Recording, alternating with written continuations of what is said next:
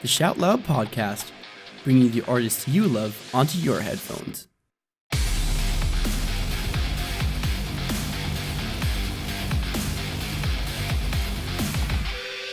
What's up, guys? Welcome to a new episode of the Shout Loud podcast. That's right. Yeah. Yeah, I'm sitting here with Torre and Rocco, similar to how we did 2.5 years ago in Wiesbaden. Nice to have you guys back. You're playing in Frankfurt tonight, Das Bett.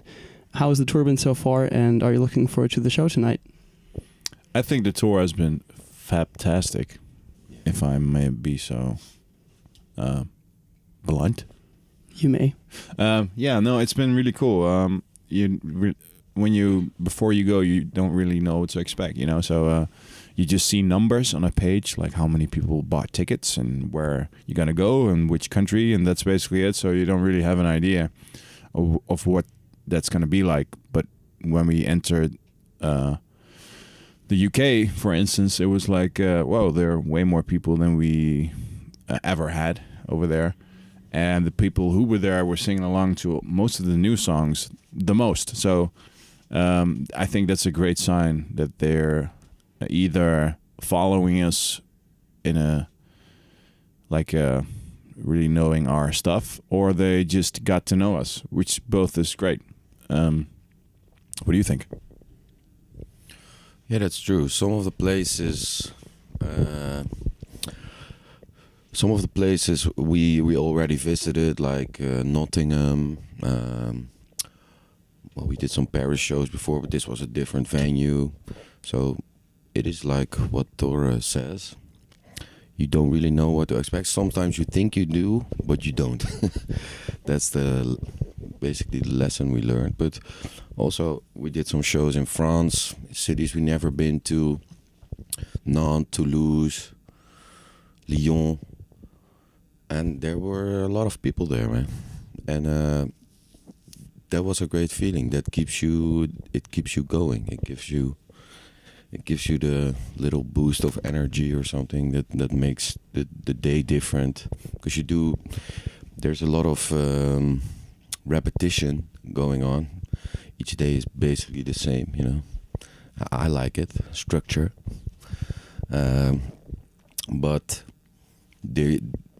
throughout the day, there's always going to be some different things. The sound is different, the venue is different, the setting is different, the cider is different, you know.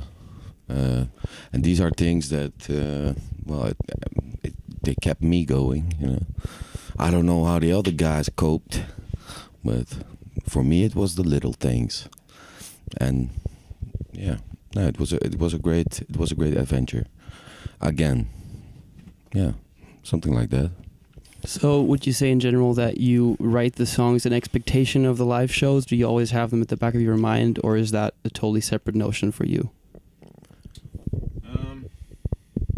That's a difficult question. I don't really know. I think when we are playing, I always think about, it would be cool to write something like that, or that might work in that way. What if we made a song that would be 2 minutes, no beat, and then all of a sudden it will be like that. You know, I get ideas from playing live, but I think when I'm in the process of writing, I think when I write, I always see things in my head. Like I see a music video pretty quickly. I see how something might work live, but I'm not sure if I really write for the audience in the room or something. I don't really do that. Sometimes I just write something that's sonically interesting to me, and try to get something out of that. And sometimes I just write something that's purely conceptual, like what happens if we do a kick drum on the 2 throughout the song, and that's it, or something, you know, something stupid like that. So it's very different. There's not really one answer to that question. Right. Speaking of expectations, I think Bubblegum was or is an album that exceeds anything that I would have expected from you. It's brilliant in my opinion. Thanks. And I would thank you. You're welcome. I would like for you to give me some intel on what the title is actually referring to, because there are not many references on the record itself to Bubblegum. Well, honestly, if you listen closely, there are a lot of songs where I mention the word bubble. I thought that would be funny. A lot of songs I just mention, I sing the word bubble once or twice. Mona Lisa, for example. Yeah, exactly. What are the other ones? Yeah. I'm out of your mind. I'm gonna burst that bubble. There are a couple of other ones, but bubblegum is basically about. It kind of started with Kitty Kitty, where I was writing the lyrics based on the presidential campaign on Trump. It was kind of like I was using all the words that were used in the campaign, either around Trump or by Trump or by the other side, like the left side or the media, and trying to use all those different words and little sentences and make something new out of that, and kind of try to capture the vibe of that period and make it into something new, like something threatening, because the song is quite threatening and dangerous, I think, and ends epically.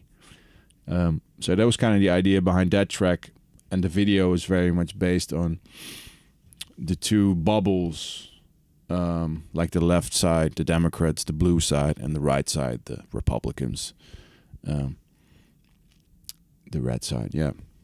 So I think with that song, I kind of start focusing on being in a bubble, like being in a left side bubble or right side bubble. Both of those groups are very much feel like they are in the real reality, if you will, and the other side is having the wrong information, and they're wrong basically.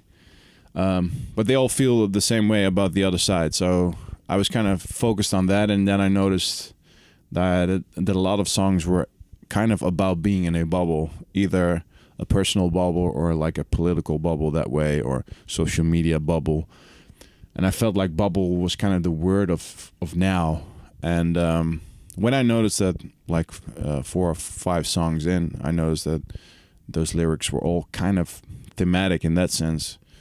Then I got extra obsessed with the word bubble and started writing more into that theme. And so that's where the title Bubblegums come from, because I thought it would be funny to use. Yeah, it's about being in a bubble. So what's a collection of songs about bubbles? It's like a chewy mass of bubbles. In that sense, it's bubble gum. Does that make sense? Right, perfect. Great explanation. Blasenkaugummi. Yeah, Kaugummi Blase actually, but close. Oh, damn. Good try. Yeah, Blase. I was actually going to talk about Kitty Kitty next, so this was actually quite adequate that you mentioned it. So obviously you referred to Donald Trump and his campaign attitude, and also the positions on the left and the right side. First of all, why did you keep the song in for the record, since it was written quite early and you played it during a couple of live shows in 2017 already, I think? True. What was the reason why you kept the song? Because it's a kick-ass song. Correct. And we didn't put it on the album, any album or live recording. No, it was just, like I said, it was one of the first songs we made together, actually. So since the previous album. So we had a couple of periods when we had like a couple of weeks off, and I started writing, we started recording a little bit. So it was first called Macarena, and later it was called Kitty Kitty. Because it was just a song in development for a very long time. So it was one of the first songs we made, one of the first new songs, and we got a chance to play it for 2 years, and then put it on the record.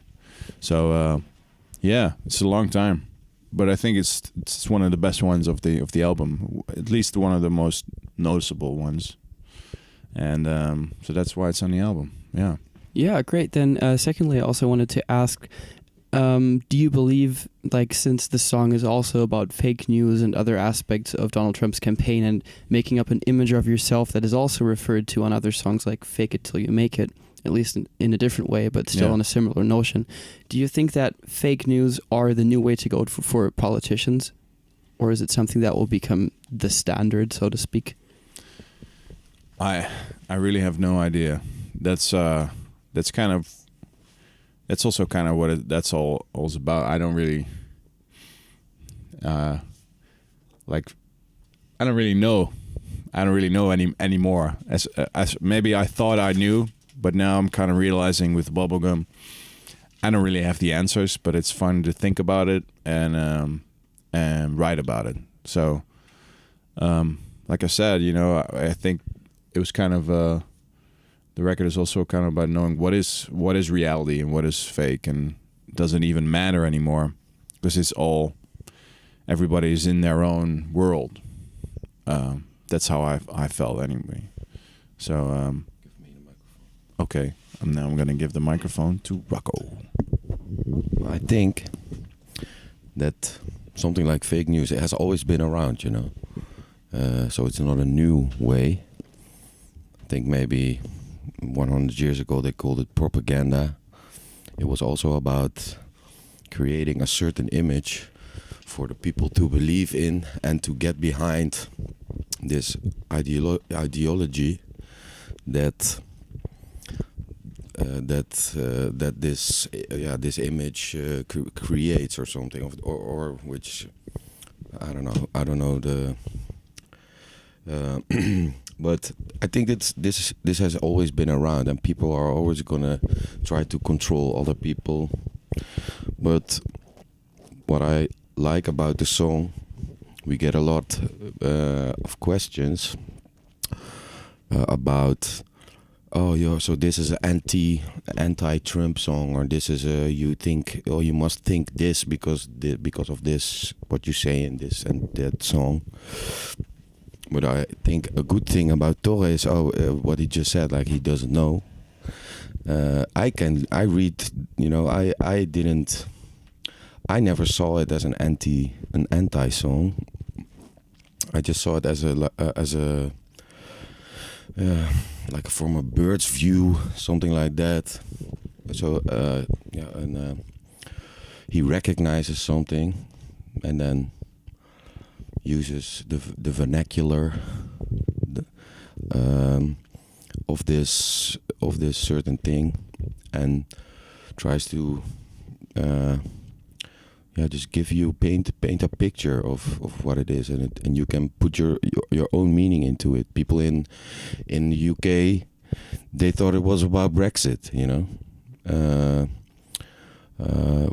In Berlin, they thought it was an anti-Trump song, you know. In Holland, they thought we were, here come the left wing boys, and they make an anti this. No, it's not about that, you know. It's about just recognizing something and sharing it with the people and making it as I don't know, as arty as possible.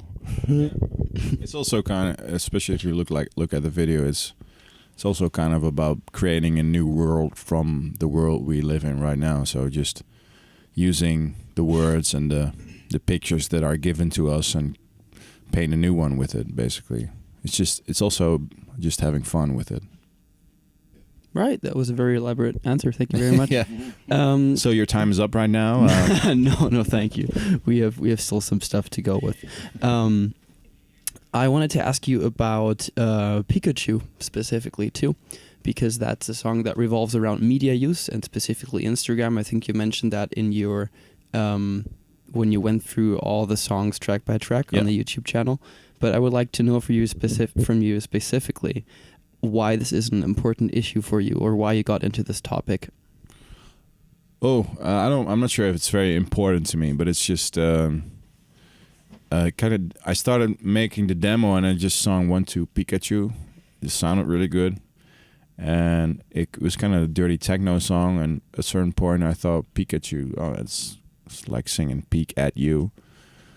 And at the same time I was kind of focused on, or at least thinking about, the way people were using Instagram.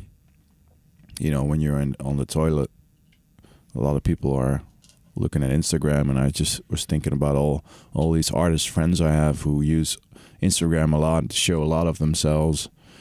At the same time, I see Rocco going to the toilet and bringing in his phone, knowing that he's gonna lurk at them, all those people, when he's taking elaborate shit.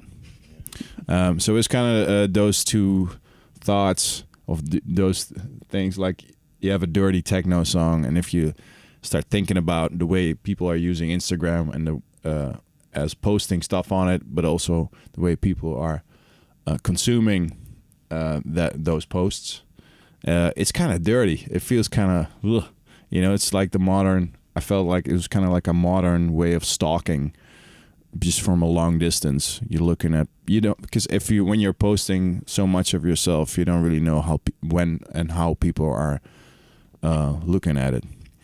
So I just thought that was a funny picture to play around with and base that song on. Also, this is a theme that we discussed also on our previous album, on O. Get on Screen. Get on Screen song. It was maybe more about, not specifically about Instagram or something, but also it is it's a very big part, at least on tour. It was a pretty big part of my life, and it's a good way to stay in touch, or at least see what other people are doing. But that also is the lurky weird thing, I'm here. I don't want to be bothered with what salad you ate or something, But I know this person ate a salad 2 weeks ago on Monday or something. So it's just an interesting thing that comes forth out of it's part of our lives, I guess. Maybe that's why it's not important, So let's make a point on Instagram. Kids, don't do drugs and stay off Instagram. No, it's not at all like that. We're in it as bad as they are, Yeah. Yes. Struggle for it's kind of like it's just a funny way to look at it, I guess. Especially because we sing that song together, Rocco and me, and I wanted to paint a picture as we were the two guys in the back of the club, looking at the center where all the girls were dancing in the lights, and we were just those lurky boys in the dark with watering mouths, looking at them and thinking about what we could do to them, or something disgusting. Yeah, I think the way in which you portray this in a live performance is very resembling of what you just described. Like, you're dancing on stage next to one another. You're having kind of, I would say, like a conversation almost about what's happening in front of you, and that you are looking and monitoring what's going on in the world, but still being kind of passive with this small barrier between you and the audience. It's a nice visual effect, in my opinion. Thanks, man. Let's talk about the music then, since we've been going into detail about the themes and content on the album. Bubblegum feels a bit bolder to me than the previous record in terms of the soundscape. Specifically, Phoenix to me is the most impressive track. I'm not sure if you mentioned this, but did you take inspiration from movie soundtracks for this specific song? Not on purpose, but I do recognize the similarities between a lot of film music. Yeah, definitely. I think when I was doing it, I was kind of like, this is very theatrical. And especially when we started to record it with the whole band, it kind of became a lot bigger even. And it's just like one of those tricks movie composers use a lot. Just do one note and bend it downwards or upwards. And all of a sudden you have a very dramatic feeling. And I think the cool thing about it is that we're doing it as a band, and when we play it live, it's equally as impressive in a way. So I think that's the fun part about it, that it's kind of similar to the track Witch Doctor, for instance, that it's the original part of it is that we're actually doing a very specific genre of dance music, but we're playing it as a band. I think that's the same thing with a track like Phoenix, which has kind of two faces, like the soft melodic part and the dystopian feeling. Yeah, Contrast. dystopian, exactly. Yeah, What was my next point, actually? Yeah. It seems that you, excuse me, it seems as if you achieved more sounds on this record that were created by effect-laden guitars than synthesizers. Is this correct, or is it just an assumption that I've gathered? Because when I look at the Mona Lisa music video, you can see the different pedals that are being used, and they're being shown in the video. So I'm not quite sure what is actually happening on the guitars and the synthesizers, which is what makes the album so brilliant for me. Because on the previous ones, it was more discernible, and now it's kind of merging together. So was this something you thought about actively, or was it just part of the process and it happened naturally? Well, yeah, I think a little bit of both. I think when you start working on a new record, you automatically kind of want to distance yourself from the previous one because you just got bored with that. So I think naturally we all look for new sounds, and especially on the guitar part, we got a lot of new gear, which gave us a lot of new possibilities as well. So I think naturally we all tend to look for the new sounds and try and get inspired by that stuff. So the newest toys. Yeah, exactly. And a lot of those new toys were like synthesizer pedals, but it's still us playing guitar. But I really like that combination because every note in the guitar, even though you're playing the same note, the same G or whatever, it sounds a bit different because it's a string, which vibrates. It's not a synthesizer note, which is kind of the same every time. So if you combine that with the synthesizer pedal, which kind of gives you the synthesizer sound, but still every note is a bit different in pitch, and I think that's a really cool combination. So we used a lot of that on the new album, which makes it sounds quite electronic, but at the same time, I think it's also super organic that way, which one of the things that I really like about the Bubblegum album. And I think it puts us farther away from being a standard rock band, but we're still a rock band, but it's just a bit less obvious. It's a bit more unclear of what it is we exactly make, and that's a lot of the questions I get in interviews are like, what genre are you? And I'm like, I don't know. It doesn't matter, to be honest. No, it doesn't matter to me. That's up to you guys. You decide what it is. We just make it. That's enough work for us anyway. If you ask me to also be writing what it is exactly, we make it, and taking that's away what the it work is. for us. Exactly. You make up a box for us. Well, what do you think about labels in general, about genres? Do you think they're necessary, or why do you think they could be helpful? Because in my opinion, it's actually rather constraining to think about an artist in a box, because that makes this artist move in certain circles and not be able to escape this notion that one, or this impression that one has of a band. Do you think putting labels on bands in terms of genres is something that's useful in some way, or why do you think that might be a disadvantage? To be honest, I don't really care that much. I think it's useful if you want to describe something and you don't have the tools to let someone listen to it or whatever. So I get if you say, you should check out this band, I'm going to see tonight. What kind of music is it? If you say it's reggae, you have a pretty good idea of what it's going to be like. So I get, it's easy, and also for Spotify and stuff, if you want to get a certain playlist with only reggae music or dance, specific electronic dance music or techno, that stuff works. It doesn't really matter that much to me.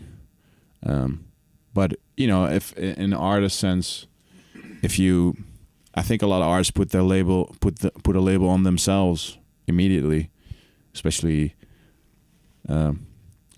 The way you position yourself, or the way you dress and stuff like that. So, but I think it's fairly easy to just evolve and do something else if you want to, unless you feel the pressure from your audience that you need to stay in your lane or whatever. But we've never really had that. We just like to be evolving, but also be recognizable as ourselves, but that doesn't take any effort. That's something that's automatic. It's us. It's us. He smiled into the microphone. Yeah, you can For hear the people smell listening. almost. Yeah, just one last question about the music. How would you then say that who your peers are, so to speak, in terms of the inclusion of electronics and mixing them with guitars in a way that makes it feel less traditionally rock sounding? So what do you mean by peers in this? Who are the artists you look up to personally that kind of function in a similar vein as you do, or are there any? Definitely. There's a couple of artists I really like. I love Saint Vincent. I love Rammstein. I love Soulwax. I like D'Angelo. I like David Byrne, especially what he's doing nowadays. All right. Wow. Everybody's coming into the bus. Get out, people! Shit, we're working here. This is also a band. I think it was when we went to Lowlands together for 10 years ago, maybe. Before the Staat even was something. And then you saw Battles. And I remember, okay, what is it? I don't know. And he was really excited about it. I saw them, I don't know, a year later or something in The Hague in Holland. And yeah, that was something I never seen before. It was, they use loopers and they have weird amps and I don't know what they do, you know. But it was really the combination of that drone, that dance drone, you know, that infinite feeling, but then played by humans, which are finite by definition. So that paradox or something, I think that is what makes that great sound. But yeah, Soulwax, they evolved very clearly. Whoa! Now somebody's coming from the bus over. Shit. Hello, veteran. Hello. You want to say something? Sound check time. It's not for us. We're talking. No, so bands are bands like that. Can we think of another? Beastie Boys. Yeah, Beastie Boys is Obvious choice, I guess, biggest.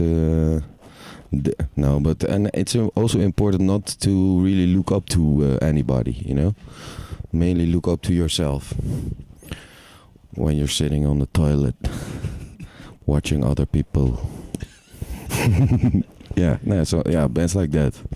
Okay, yeah, Battle, Soulwax, we named them. We did our shout-outs. All right. Yeah, are you happy with that? I'm very happy with his answer. Then just very quickly, what's on the horizon for the Staat in 2019? Ooh. A lot. We're going to tour. Mm-hmm. We're finishing this tour right now. Then we're going to do a big show in Holland. 6,000 people are going to be in front of us.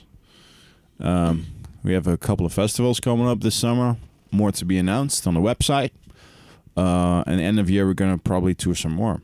So it's going to be a year full of playing, but also I'm going to hopefully start writing again soon. As soon as we have some weeks off, I'm looking forward to making new stuff quite quickly because I feel like there's something happening. This might be the beginning of a new The Staat era, conquering the universe. Promising.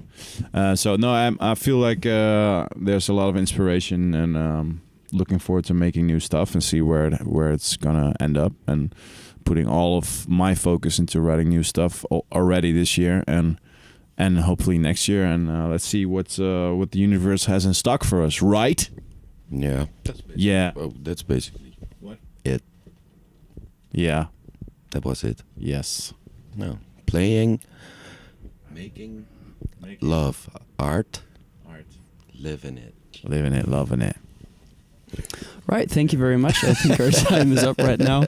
This was a great conversation, and I hope you enjoy the show in Frankfurt tonight. Looking forward to it. Yes, so am I. We're gonna kill all of them. gonna kill all of Frankfurt. Not all of it. Like The 300 majority. people or something. 300 people. We're gonna kill 300 people. 200 maybe. Let's say 300. 100. 500. 500 people will be killed tonight. Okay, then we will prepare for the mass murder. Then, right, we'll see you tonight on stage. Yeah. Have a good night, guys. Bye. Thanks for listening to our podcast. If you'd like to stay informed about your favorite artists, then go check us out on our website or social media. The links are in the description box. Cheers and until next time.